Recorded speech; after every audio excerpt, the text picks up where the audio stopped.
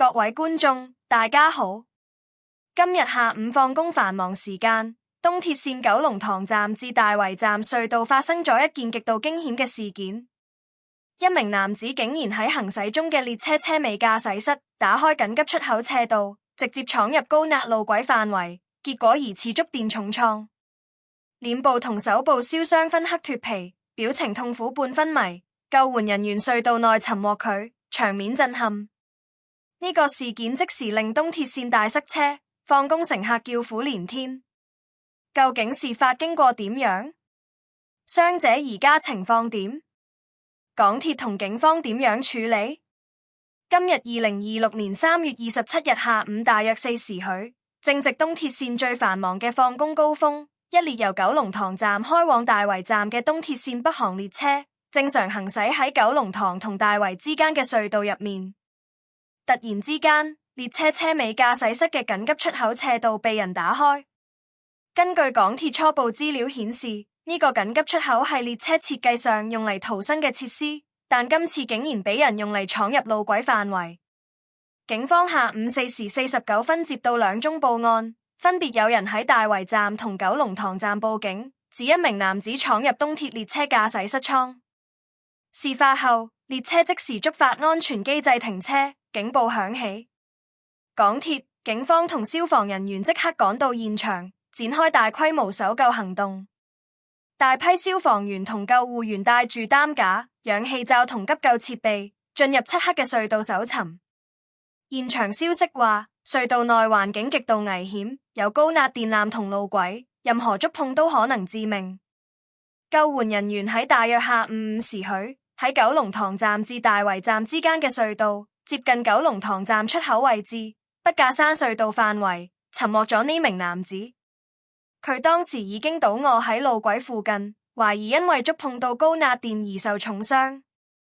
目擊描述同讀者提供嘅照片顯示，男子臉部同手部等多處嚴重燒傷，皮膚昏黑、脫皮，表情痛苦不堪，初步處於半昏迷狀態，但仲有反應。救護員即場為佢戴上氧氣罩急救，確保呼吸道暢通，之後用擔架小心抬出隧道。傍晚大約6時半，傷者終於被送抵九龍塘站月台，再轉送往伊利沙伯醫院繼續救治。呢件事即時對東鐵線服務造成嚴重影響。港鐵宣布，由於有人進入路軌範圍，為安全起見，旺角東站來往大圍站附近列車服務一度全面暫停，其他路段則調整班次。金鐘來往旺角東、大圍來往羅湖維持大約8分鐘一班，大埔墟來回落馬洲維持12分鐘一班。放工繁忙時間，九龍塘、大圍等車站月台擠滿乘客，有人等咗成個鐘頭都冇車，場面一度混亂。港鐵即時安排免費接駁巴士來往九龍塘至大圍站，乘客亦可以轉乘觀塘線或者屯馬線疏導。直到晚上近7時，港鐵確認路段安全，先陸續恢復東鐵線全線服務。呢個事件再次提醒大家，港鐵路軌係極度危險嘅地方。東鐵線使用高壓電力系統，任何未經授權進入路軌範圍，都可能觸電、被列車撞擊或者其他意外。緊急出口斜道雖然係為咗乘客安全而設，但絕對唔係用嚟隨便打開或者闖入路軌。過去港鐵都發生過類似闖軌事件，但今次係罕見喺行駛中列車上打開車尾駕駛室出口嘅個案，成因仍然有待調查。警方同港鐵現正全力調查事件經過，包括男子點樣進入駕駛室、點解打開出口、係咪有意圖或者意外等。暫時未有傷者身份、年齡或者動機嘅進一步消息。醫院方面亦未公布最新傷勢，但從現場燒傷程度睇，情況絕對唔樂觀，需要長時間治療同康復。呢件事發生喺繁忙時段，對成千上萬返工返學嘅市民造成不便。有乘客喺社交平台投訴，等車等足1粒鐘，轉其他交通工具都要排長龍。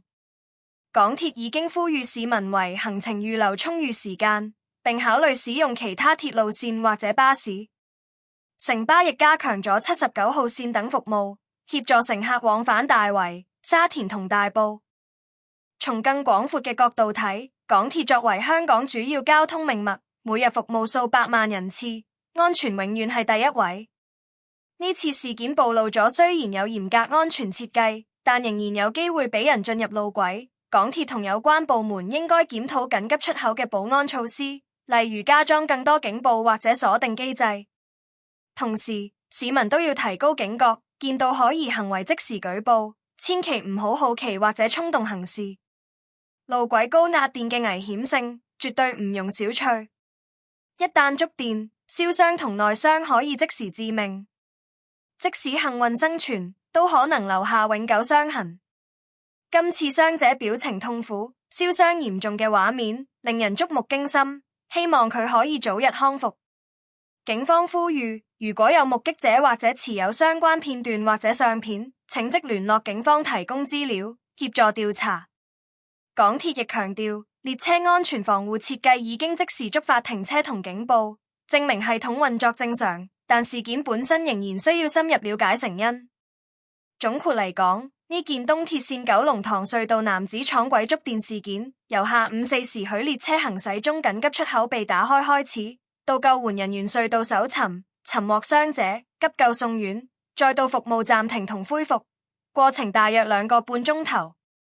雖然冇造成更大傷亡，但已經對交通同市民生活造成即時衝擊。希望透過今次事件，大家都可以更加珍惜安全，尊重鐵路規則。